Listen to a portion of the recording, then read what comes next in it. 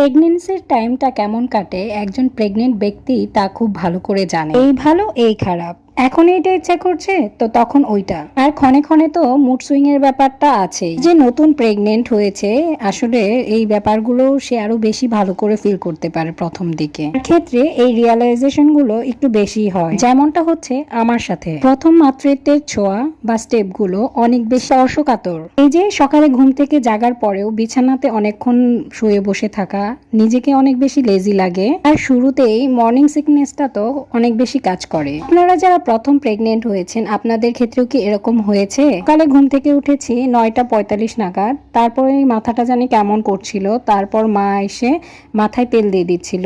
আগে তো কখনো তেলের কথা চিন্তাও করতাম না, ইভেন তেল দিতে আমার একটুও ভালো লাগতো না। এখন একটু খারাপ লাগলে মাথায় তেল দিতে হয়, তাহলে একটু রিল্যাক্স লাগে। কারণ এই সময় সবাই বলে অনেক উইকনেস কাজ করে।